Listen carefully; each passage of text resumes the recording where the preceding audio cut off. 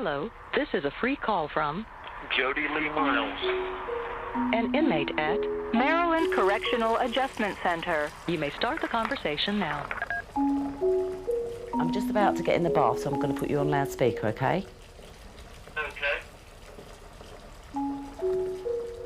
Now what you got to say, bitch? Are you gonna shave your hairy man leg? I sure am. Phone calls are Michaela's entire relationship with her fiancé. As for the last 12 years, he has been on death row in Baltimore, USA. They've been together for nearly 2 years. I like him to hear the hot running water. I like him to hear the bubbles, the foam going in, and he can hear me playing about with the water and making it all nice and fluffy, just especially for me. And as long as he's on the phone, he can hear what I'm doing. I'm bringing him into the real world, which is something he's not had.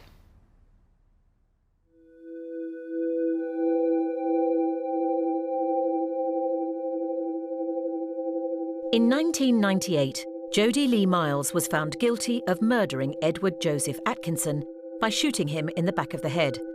Jody claimed he acted in self-defense.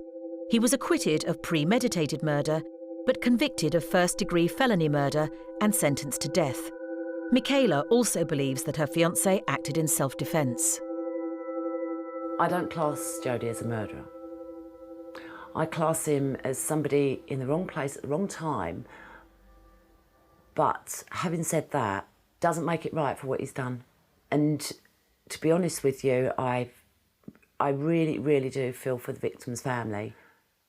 He regrets what he's done. So we work through that. We talk about it. If there's anything we could do, if there is anything we could do for the victim's family, believe you me, I would make sure he did it. But we can't.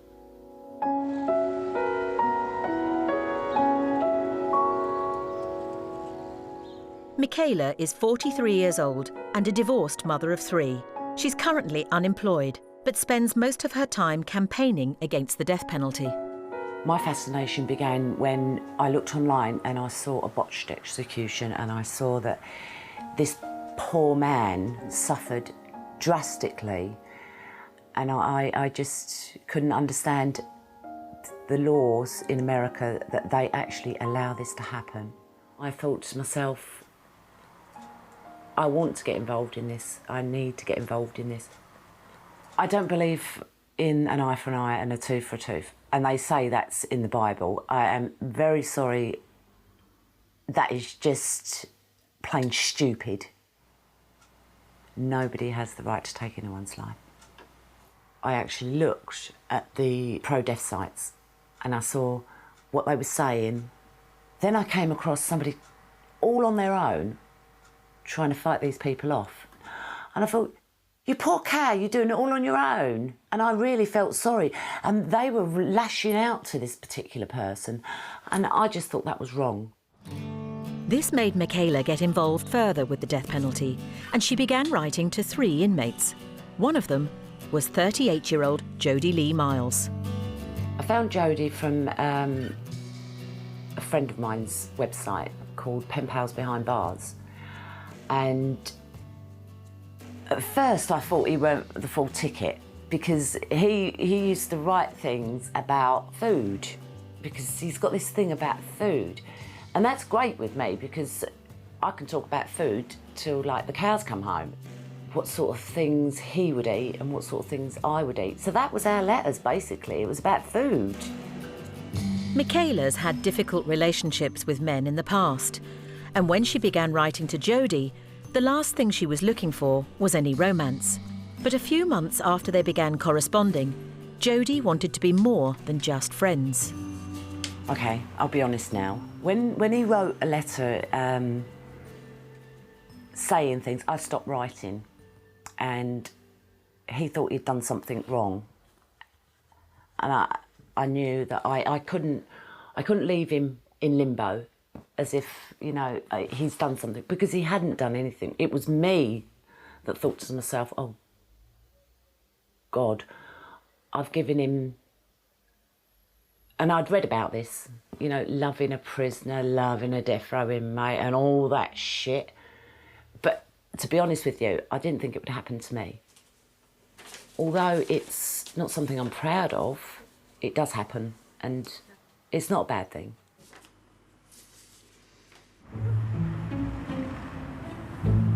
Six months into Michaela and Jody's relationship, they had their first phone conversation. All prisons have different rules on inmates using the phone, and Michaela and Jody are able to speak to each other every day. It's allowed them to get to know one another very well. I've got something to tell you.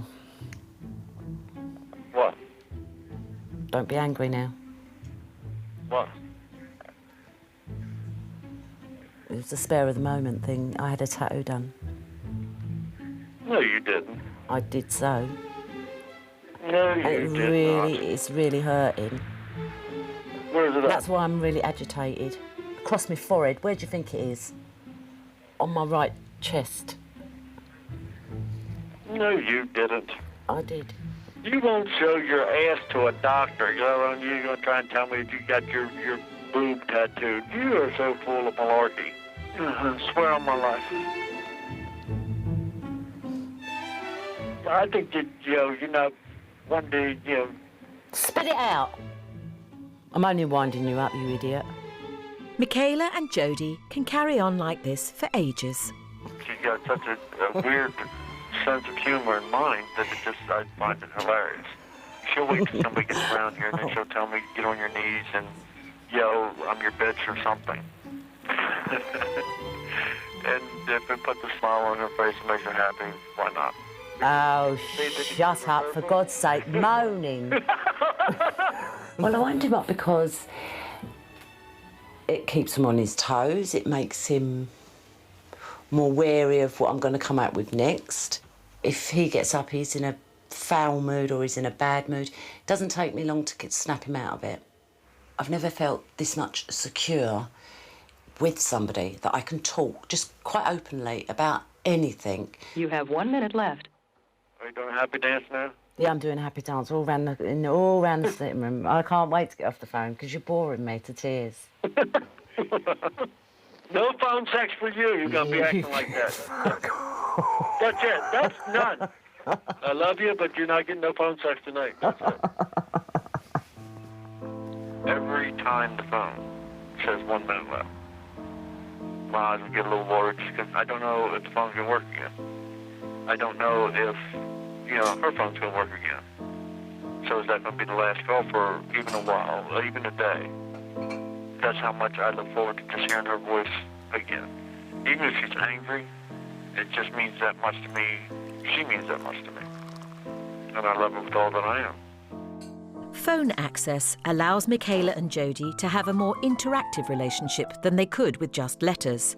But constantly waiting in for the phone to ring can make Michaela feel like she's a prisoner in her own home. As I remember, I was promised it never happened. You'll get them when I'm ready. That's what you said 400 years ago. Oh, for God's sake, don't keep on at me. People do have a lifespan, right? And, Yes, and I have a lifespan too. I've had enough. It gets me so angry at times. I do feel trapped. It's like sometimes I don't want to go out just in case I miss his call, just in case something's happened in there, and I basically live here 24/7. I go out to do my shopping, and that's only for like 20 minutes, half an hour. So I'm back in time just so I can get his call. But then I've got a counter on my phone so I can see if I go out how many times, because that's the first thing I focus on as soon as I come home. I go straight to the counter and see how many missed calls I've got. But I've chose this. Nobody's pushed me into doing this. I've done it all by myself. Michaela is dedicated to Jody and often lives her life on American time. She goes to bed after her last phone call with him at 2:45 a.m. and gets up around 1 p.m. But her main priority is being a mum. Her two daughters, 12-year-old Emma and 22-year-old Fiona, both live at home. My children always come first. If it means the children are going to get hurt, then I wouldn't do it. Despite putting her children first, Michaela couldn't bring herself to tell her girls that she was in love with a man on death row. She said that Jody works on a farm, and in his pictures, he's in fancy dress.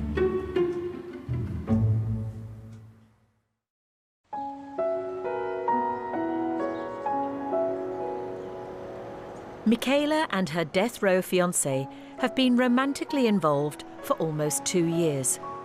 Michaela did tell her 2 daughters that she was involved with Jody, but she couldn't bring herself to tell them he's in prison. I didn't think it was fair to tell the kids that I was actually talking to somebody on death row.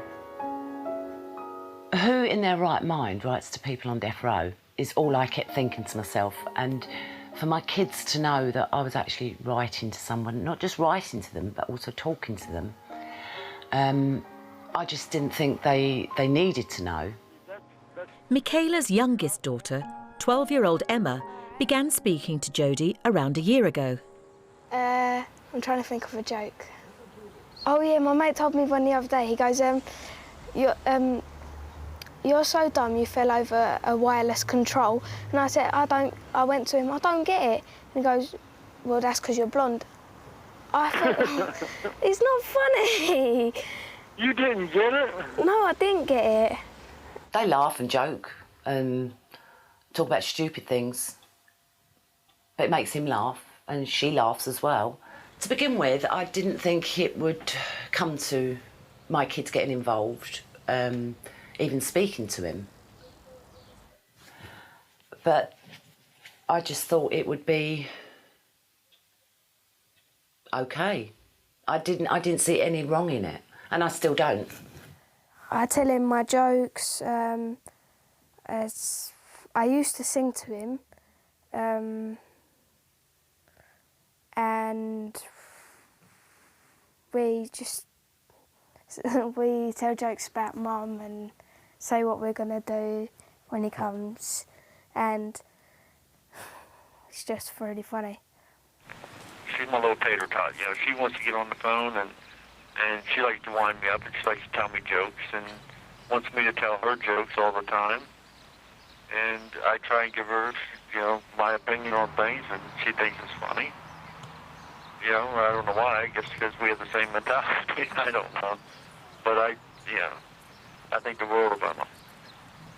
Despite Emma speaking regularly on the phone to Jody, up until just 1 week ago, she and her sister believed he worked on a farm. Well, I used to go to upstate New York, and I said that's where I met him. So that's the first lie. Well, I told him that he was a farmer and he also did radio shows. But the thing with Emma is she kept asking, well, when's he going to come and visit? When's he going to come and visit? And I said, oh, when he finishes his work. So that was a lie. I knew it was going to come out in the end, but it needed to come out.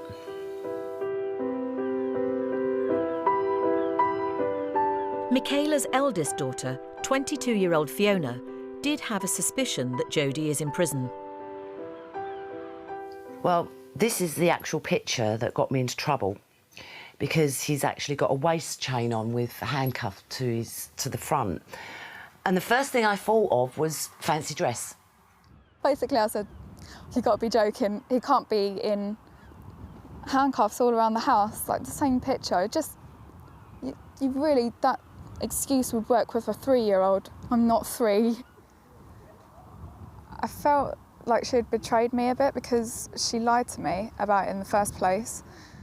And it didn't make me want to trust anything she said after that. I did feel relief once I told them. But I also felt like the dishonesty, it was eating away at me, and I didn't realise it.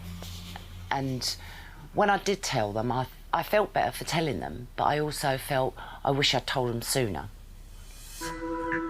Fiona is struggling to come to terms with her mum lying to her. She also finds it difficult that Michaela is in a relationship with a man on death row. Why didn't you say, why can't we talk? Why should I have to? But then why should I have to? Because you're the mother. But this is not a mother and daughter relationship, Fiona. No, but, like, you have to try and work at it. Because I've brought somebody in that you know nothing about, that you've got the biggest opportunity ever to ask me about, I'm here. What I want to know is, what are you going to do if he does get executed?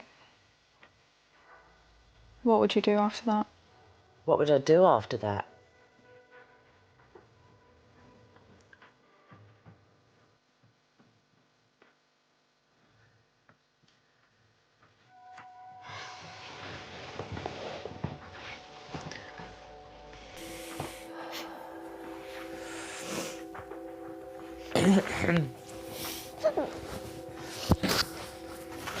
I don't think we should really talk about that sort of thing. Yeah, but it's something I want to know. I don't need to go down the road of the executions, right? OK, but I was asking you a question. You don't No, remember I don't want to listen to that. You know, that goes over my head. That is there, Fiona. If you knew the amount of people that I know now that's been executed, you wouldn't even want to go there yourself. You'd be a mental wreck. But I don't know. That's the thing. Exactly. And you don't want to know.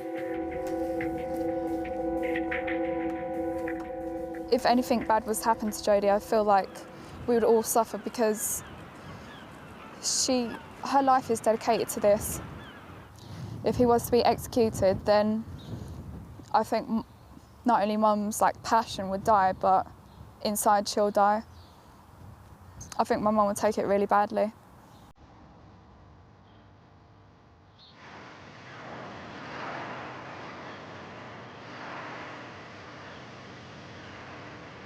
Michaela's relationship with Jody has put a real strain on her home life, and she's prepared to go through all this for a man she's never seen.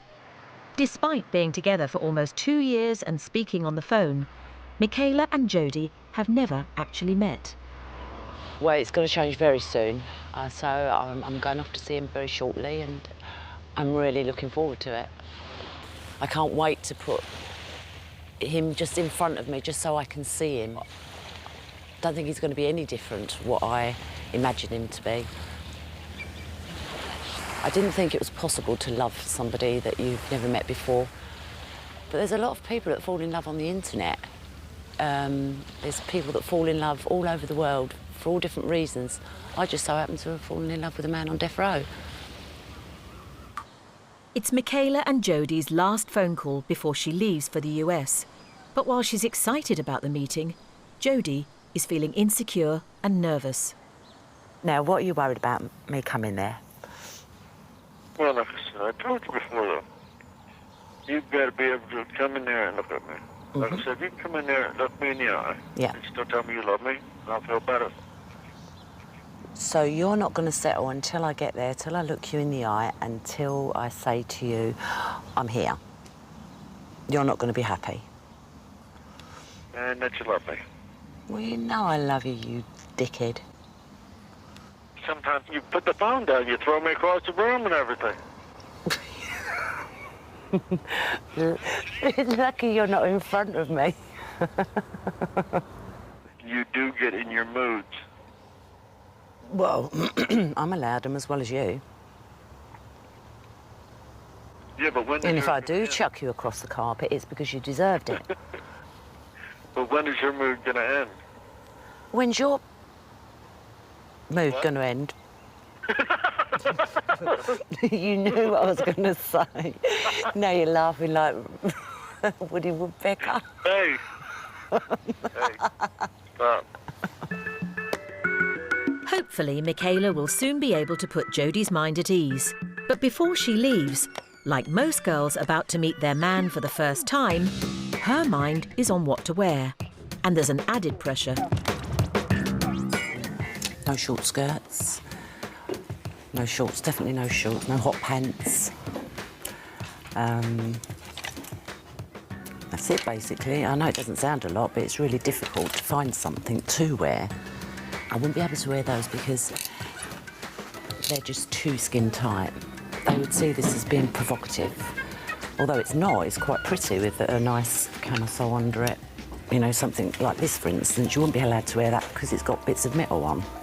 because you have to go through a metal detector, which is more sensitive than the airport's metal detector. So I can put those back. Oh, I want to make an effort for Jody, of course I do. And I really do want to look nice.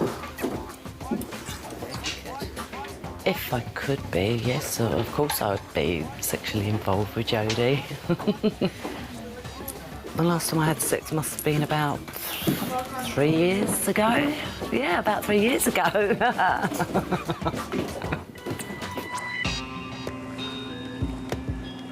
She's already worried about what underpants she's got to buy, what outfit she wants to wear. You know, not that I'm going to see underpants. I know she's nervous. She can say what she wants. But she is sitting there worried about her appearance and what she's going to wear and her hair. She's got to go shopping for some clothes. She's wear a paper sack for all I care. I just want to see her. But will they both be able to hold their nerve when they meet face to face?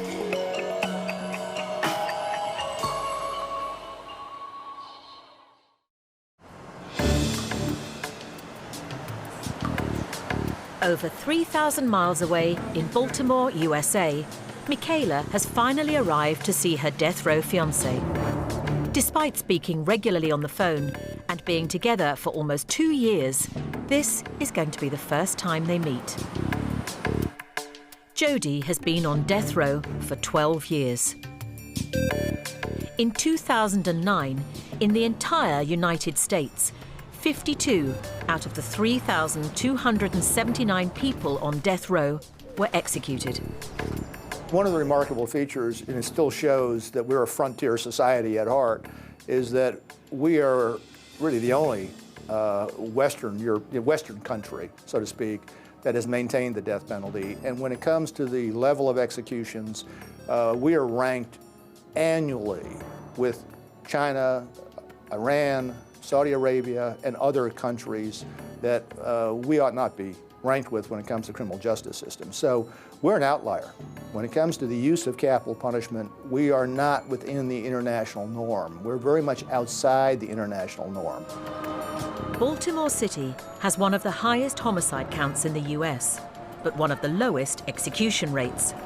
In the last 30 years, of the 3,000 individuals who were given the death sentence, only 5 were executed. Jody is one of 5 death row inmates in the Maryland Correctional Adjustment Center. In 2006, the Maryland Court of Appeals declared a suspension on executions. It's been suspended because the state did not develop the rules about how you execute somebody consistent with Maryland law. That is, the nuts and bolts about how you kill somebody. They hadn't done that as required by state law. So our highest court said no executions in effect until you come up with rules that provide the most humane way possible of killing somebody. We're poised, hopefully, to abolish it. I hope we abolish it. I think there's a realistic chance of abolishing it in Maryland right now where there hasn't been in the past. But we'll have to see what happens in Maryland over the next 5 to 10 years.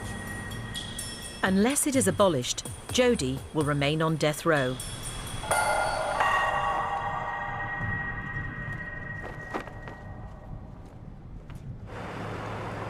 Jody is anxious about meeting his fiancée for the first time, but so far, Michaela isn't nervous at all. Jody still doesn't believe that I'm here. So he's going to have one mighty shot when I walk in there today, when I finally get through them doors. It's going to be fun, actually, just to see his reaction, see how he is face to face, first time. It's quite exciting, really. I'm not nervous. I probably will do once I get there, but right now I'm not nervous at all. Jody was found guilty of first-degree felony murder and robbery with a deadly weapon in 1998. He admits to the crime, but claims he felt threatened and acted in self-defense.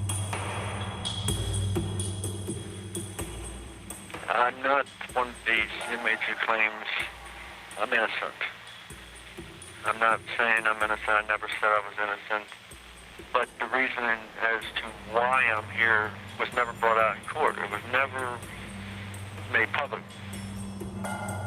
Robert Biddle has been representing Jody for the past 2 years.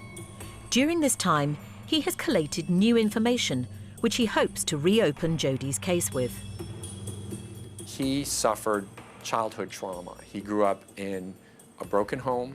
He grew up in a very stressful home environment. He was a victim of sodomy and other acts by a male member of the community.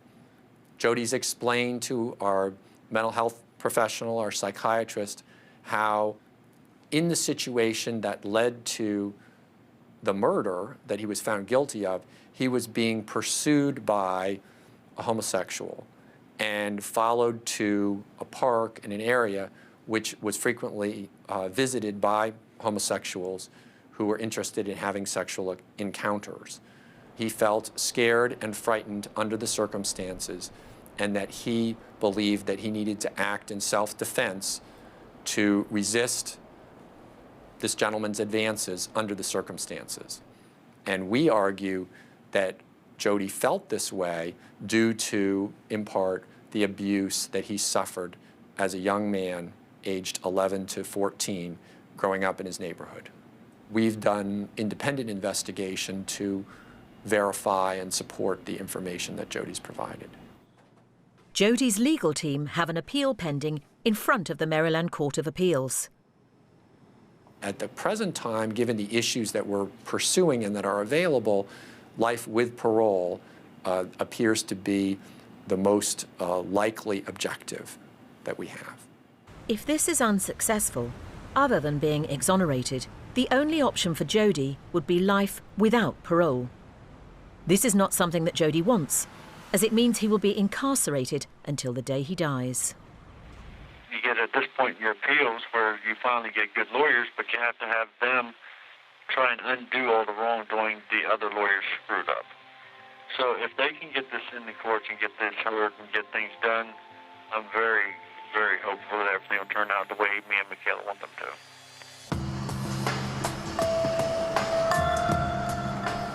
After 2 years, Michaela's wait is finally over. She's on her way to meet her death row fiancé, and with the prison just minutes away, she's not feeling so confident. I'm feeling really nervous, I'm feeling agitated, I'm feeling worried. So many mixed emotions. He worries about how he's going to feel about seeing me. Well, I think the feeling's mutual now, I really do. OK, we can't have, you know, physical contact, but at least we've got eye to eye, and that's the main thing. Because, you know, like he said to me before, once I see your eyes, I will know that you're not here for a game, you're not here to play with my emotions or my feelings or anything else. I'm here for real. I call the officers here enough stress as it is. Knowing that she's probably out there waiting and they haven't called me yet, I'll drive them insane. I'll pace the floor 14,000 times, because that's what I do. And I know the second they call me and say, Jody, you got to visit, then I'm probably going to hit panic.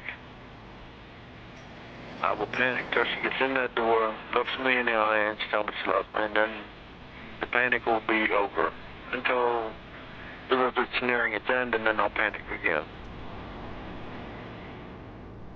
Visits are usually for 30 minutes. Because Michaela has travelled from the UK, she is allowed a 45-minute non-contact meeting with Jody. Filming this meeting or an interview with Jody is strictly prohibited by the prison.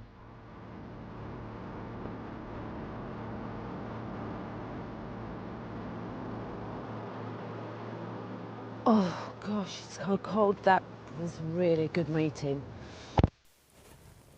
It was unbelievable. Didn't expect it to be the way it was, but it was great. It was a bit frightening at first, but I've got past it. I'm in there now. Been in, I've seen him. and I can't wait for the next one. I think it took about 5 to 10 minutes for him to actually sit down and then just looked at me, just glared at me as if to say, I still can't believe you're here. But it was an experience. It was an experience. I fancied him.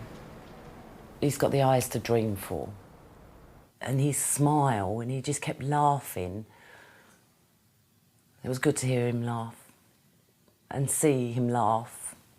I didn't realise how this would have affected me, and it has affected me dramatically.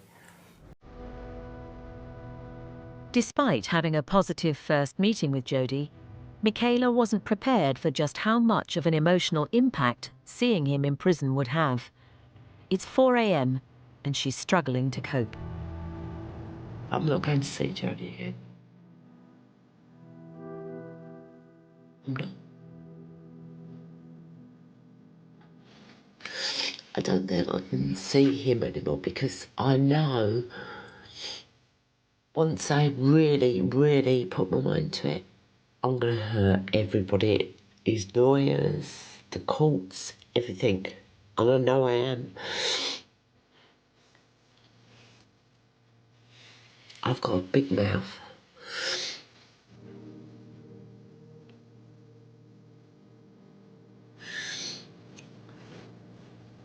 If I go back and see him again, I think it would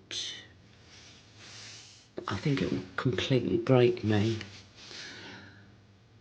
My head is just spinning. Poor Jody.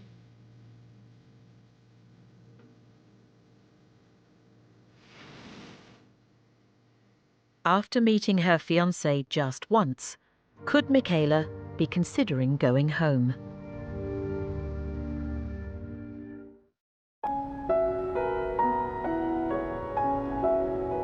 In Baltimore, USA, Michaela struggled to cope with her emotions after meeting her death row fiancé for the first time. The next day, she didn't go back and see Jody, and she couldn't bring herself to leave her room. But after some time to really reflect, she's managed to come to terms with Jody's situation and her feelings. When I said, oh, I didn't want to go back, in my heart, of course I wanted to go back, but I felt like I was going to do more harm to him if I did go back. I just don't know what I was thinking. Of course I'm going to go back. I'm going to try and get in there as much as I can. Seeing Jody has made Michaela realise just how much he means to her. She wants to fight as hard as she can for him, so she's arranged a meeting with his lawyer to find out how she can help. I'm not 100% up on Maryland laws, so I can only go by what he tells me. I'm hoping that he's got something for me. Do you feel hopeful for Jody? I do feel hopeful for Jody. We've been able to uncover a number of important issues that are helpful to show that Jody was not eligible for the death penalty, should not have received the death penalty, and he's not the type of defendant where the death penalty isn't anywhere near appropriate. We're optimistic that eventually the courts will share our point of view and will enter a just sentence for Jody. What do you think, Michaela? I am very, very hopeful. I want things to go his way. And you've known Jody for how long? Around 2 years, coming up to 2 years. And did you find initially that it took some time to get Jody's trust? Yes. That's certainly been the experience of attorneys and other folks working with Jody. And after, though, Jody has found trust, I think that he's much more willing to open up. Do you think so? Oh, I do. I definitely do. I definitely do. But there's things that Jody has said to me which I wouldn't pass on to anybody else unless he says that's fine, because I don't want to take that trust away that he's actually built up with me. I've done this work long enough to know that lawyers are not infallible, that they're not the source of all truth in cases, and that frequently clients or their families or friends or loved ones sometimes have excellent ideas that are absolutely essential to success in a case. And my ears are open, my door's open, and my email box is available. So please be in touch. Well, that was very interesting. He's actually going to get me a transcript of the whole case, and he actually wants me to work with him on the case rather than against him. Really would like to see this get moving now. Over the next 3 days, Michaela visits Jody daily. Because she's travelled from the UK, she's allowed a month's worth of visits in 5 days. Before the execution ban came into place, the last death row prisoner to be killed in Maryland was in 2005. Every week, a group of opponents of executions gather outside the prison walls for a peaceful demonstration, and Michaela is keen to get involved. Absolutely lovely to meet you. Yeah. What you're actually doing here, all you guys, is absolutely fantastic. How long have you been doing this? We are disagreeing, but we think it's been a minimum of eight years or more, and it might be 12 or 15. It started, I think, with particular vigils when there was an execution, yeah, shortly before. But then it became a regular thing. So we are here 5 to 6 Monday evening throughout the year, yeah, unless there's a holiday when there's no traffic and there will be no point in being here. Mm-hmm. Yeah, yeah. But what you're doing, well, it's quite emotional. I think you stop. I don't want to be emotional.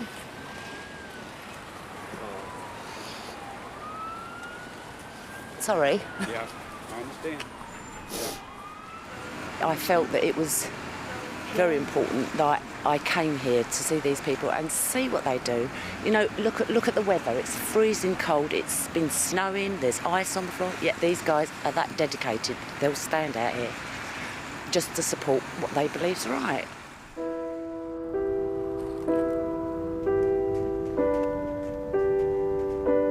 Jody is 40 years old. He's been incarcerated since he was 27. It's nearly Christmas, and for him, it's a very difficult time of the year. 23 years ago, on Christmas Eve, Jody's car was hit by a drunk driver. His newborn baby twins were on board and didn't survive. They died in my arms. There was nothing I could do to prevent it, stop it, save it. To watch your own children die and to know that you can't stop it, you can't change it, you can't fix it, but you feel that you're responsible for it. No matter, what anyone says, I will always feel responsible.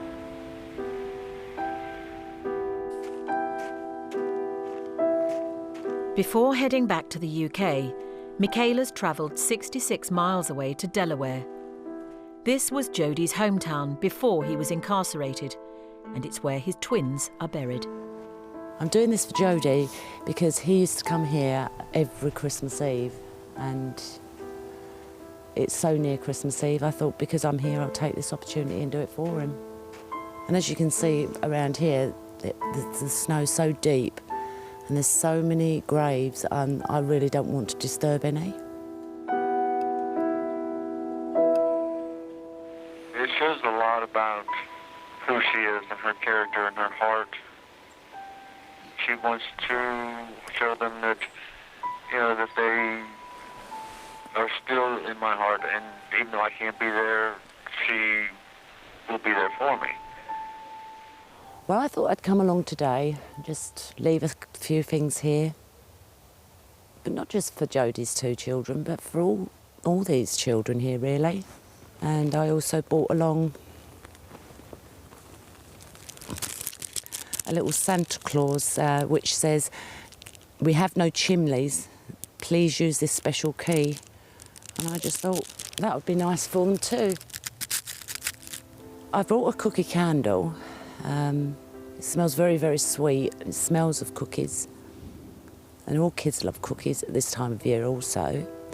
And also a candle is a sign of peace.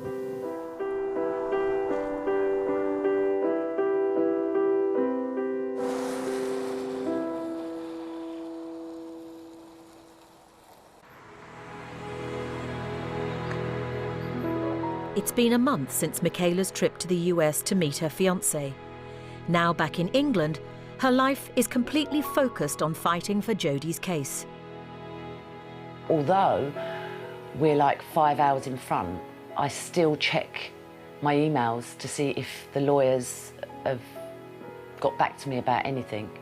I have actually got an email from the lawyers saying, wow, Michaela, it's 3 a.m. over there. What are you still doing up emailing me? And that's what I'm going to do. If it takes like 3 or 4 o'clock in the morning and something springs to mind and I'm not sleeping, I will go ahead and do it. The lawyers have been absolutely brilliant. I've got to admit that they've been really good. I'm very, very pleased with what's happened since I've been back.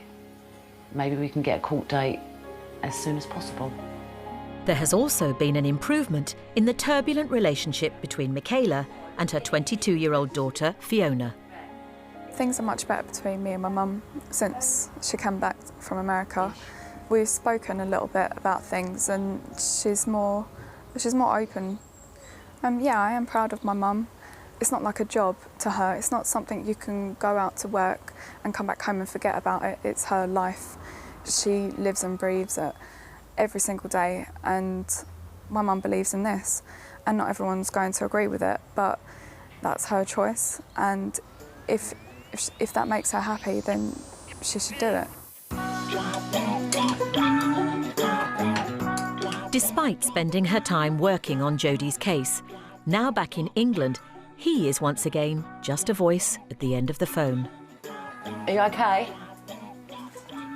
I feel okay? Yeah, can you hear me? Yeah. Okay. Can you hear me? Just about. Just about? Just about. Got your finger in your ear? Is what? Do you have your finger in your ear? Oh, speak properly. Yes, properly. You're breaking up. We are not breaking up. It's all in your mind. Those kind of actors put over my knee. Right, the phone sounds really crap, so I'm gonna have to go and eat my dinner, okay? My voice does not sound like crap. No, I said the phone. You know the solution to that, right? Yeah, hang up. I like to hear him on top form. I don't like to hear him miserable and down, but it's good to hear him laugh and joke, and he's been doing a lot more of that as well since I got home. And he's the one that actually pushes me on the phone, telling me I should go out, I should be doing this and I should be doing that. Which I do go out, and I don't worry so much about getting his calls anymore. I don't worry if I'm going to miss his call, because I know he's going to ring back. He's going to keep ringing until he gets hold of me, but I don't worry so much now. Meeting in the flesh has really strengthened Jody and Michaela's relationship, and they are much more relaxed with one another. Michaela's prepared to fight for him for as long as it takes.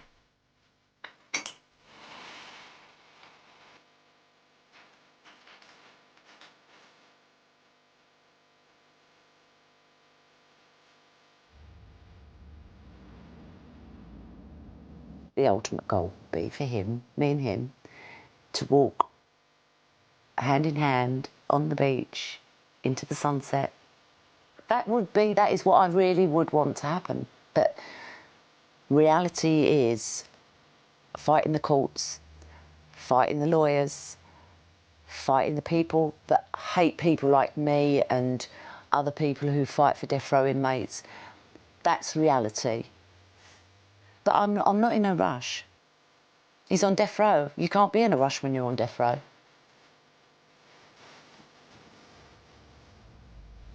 I could watch a TV show, and you see a couple walking down the street or sitting here talking or dancing or anything. and my mind automatically goes to me and her. It always goes to, that's going to be us. We're going to do that. Then you hear, a sad song, and you listen to the words, and you start thinking, I can't wait to just sit there and hold her hand, look into her eyes, and sing these words to her, anything, just to be with her.